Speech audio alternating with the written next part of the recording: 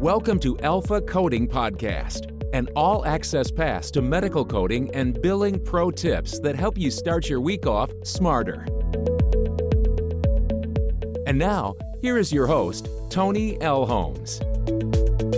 Hello, everyone, and welcome to the Alpha Coding Podcast series. I am your host, Toni Elhoms. Welcome to episode 21 of the podcast. Today is May 25th, and happy Memorial Day to everyone. This is a really important holiday to remember all of our fallen heroes and their families. We thank you for your countless sacrifices in service of this country. So our topic for today is going to focus on my top 5 pro tips for deciding between AAPC or AHIMA. This is a hot topic, and this question comes up a lot with certified coders as well as the newcomers to the industry. So I want to give you some good insight that will help you make an informed decision. So before we dive into our topic, it's time for your Monday dose of positivity, the Mindset Monday tip, and it's brought to you by Clara. Clara is a holistic, secure communication platform that specializes in telehealth and telemedicine. Take your practice virtual in a matter of minutes. Mention my code ALPHACODING for 10% off. Visit clara.com for more information. So our Mindset Monday tip is all about surrounding yourself with the right people and support systems. So the quote I want to share with you says, "Ships don't sink because of the water around them. Ships sink because of the water that gets in them. Don't let what's happening around you get inside you and weigh you down." And I think we all need this reminder because the old saying, "You are who you spend your time with," could not be more true. You really want to be wise and intentional about your surroundings, and don't be afraid to make adjustments as needed. So it's really important that you keep your surroundings healthy and positive because this directly impacts your ability to achieve your goals and your dreams. So keep this in mind as you go about your day. So today we're going to cover my top pro tips for deciding between AAPC or AHIMA. And this is a question that sparks heated debates in our industry, very similar to political party affiliation. And the thing about this question in terms of whether one or the other is right for you, or maybe both, is that it is deeply personal. So both of these organizations are considered the gold standard for medical coding and billing. Now, there are some other organizations out there, but they are not considered reputable in the same way that AAPC and AHIMA are. And it's also worth mentioning that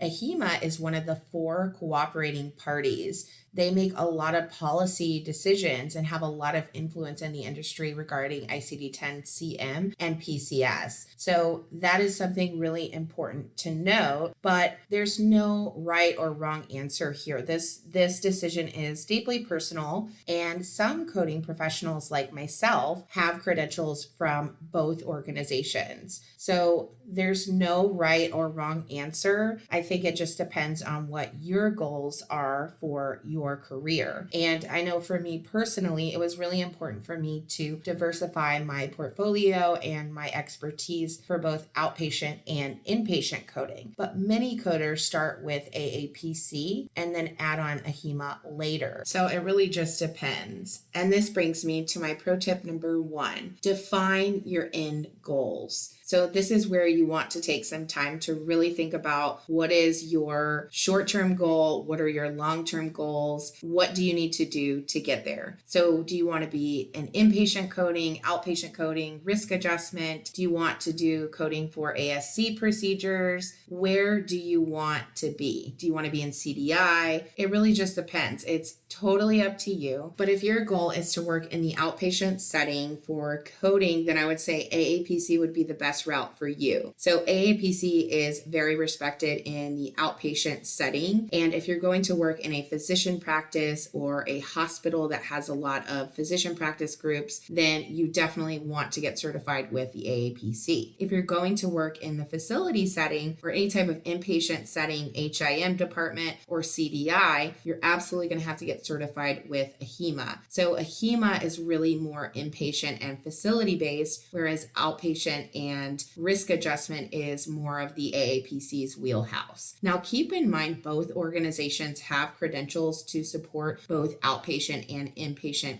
coding, but in terms of the expertise and the weight of these credentials, I would say it's going to be extremely difficult for you to work in a facility without an AHIMA credential and vice versa. Now, it is possible to start in the outpatient world and then move into the inpatient world and vice versa, but it's very difficult because the two worlds operate in really two different completely set of methodologies for reimbursement. Inpatient is DRG based, outpatient is fee-for-service based, and also risk adjustment based depending on the insurance. So there are really completely different worlds in terms of the coding methodologies and the reimbursement methodologies. So it's entirely up to you in terms of what your end goals are, but definitely make the decision based on that. Pro tip number 2, do your research on the two governing bodies. So AAPC is a for-profit entity, meaning they are incentivized to make a profit. Well, AHIMA is a non-profit entity, which means they are not incentivized to be profitable. They are subsidized through grants and funding, and they get all of these different tax breaks. But the point is, the underlying motivation of the governing body really is going to dictate a lot about their policies, how they assess membership dues. And so I think it's important to understand what that affiliation is. You want to do your research on the jobs that you're applying for and the jobs that you want. There's going to be a certain type of credential that's required for that job, whether it be AAPC or AHIMA. You also want to do a cost analysis of the certification exams, the ongoing fees, the CEUs that are required to retain the membership, and then any type of membership dues.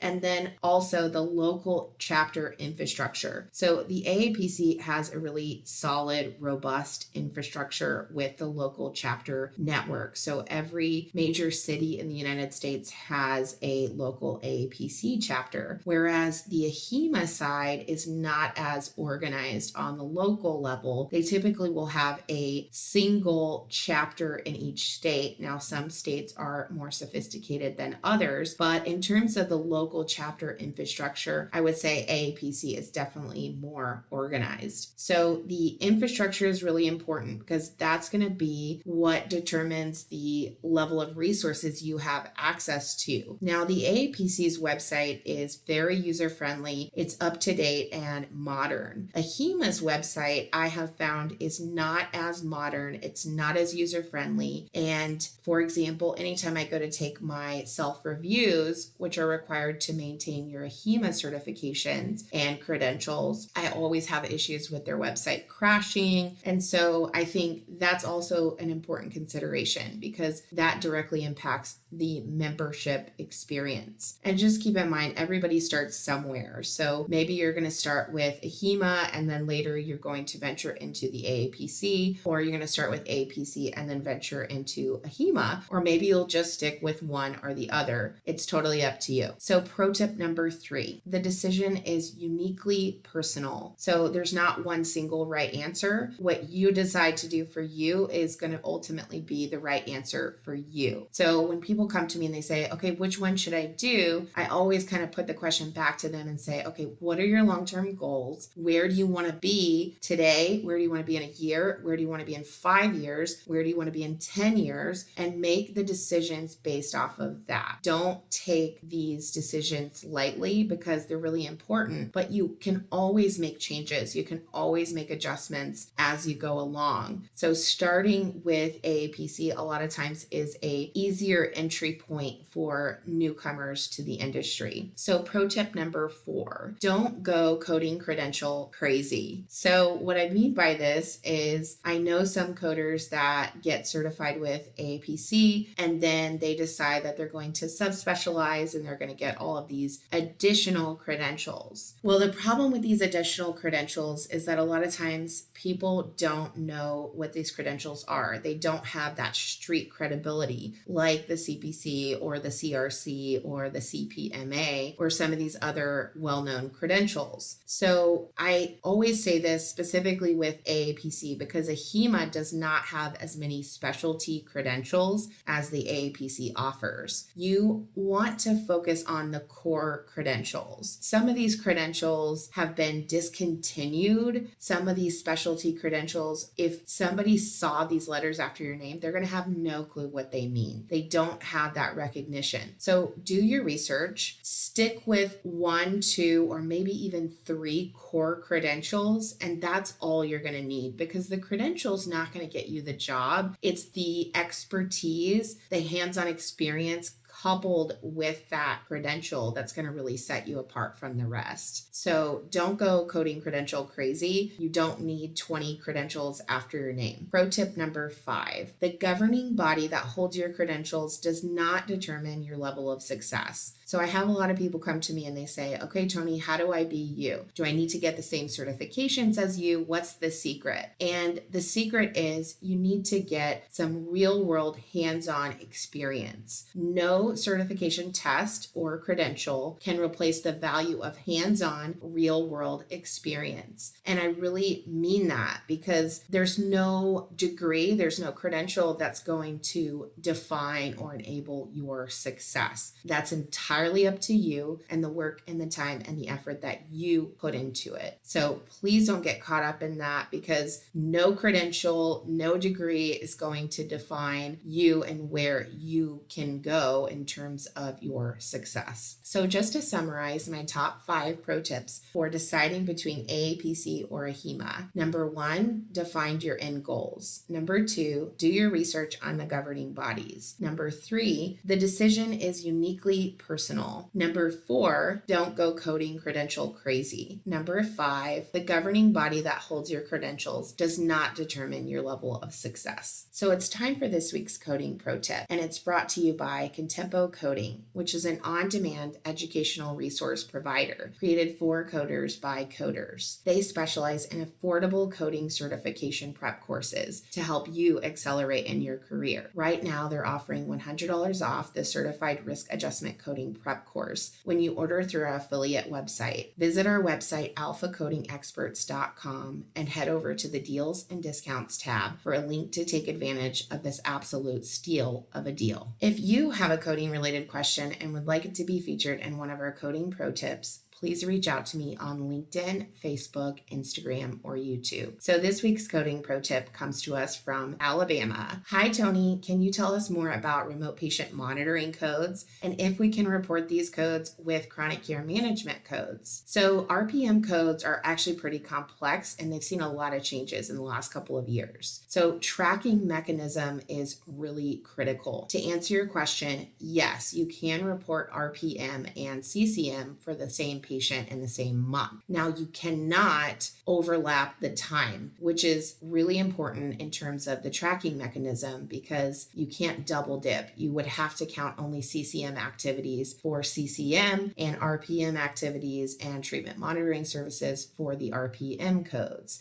So that tracking mechanism is really fundamental, but yes, you can report both for the same patient in the same month. CCM is more for care coordination activities, and RPM is really to capture that biometric data points to give us patient-specific trending data over time. So I hope that answers your question. Please remember to hit that subscribe button now so you never miss another episode. Also, be sure to drop us a rating and review on iTunes. We really appreciate your support.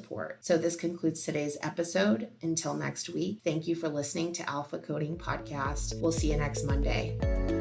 For more information about medical coding and billing pro tips, including how to hire alpha coding experts, follow us on LinkedIn, Instagram, Facebook, YouTube, or visit our website at www.alphacodingexperts.com.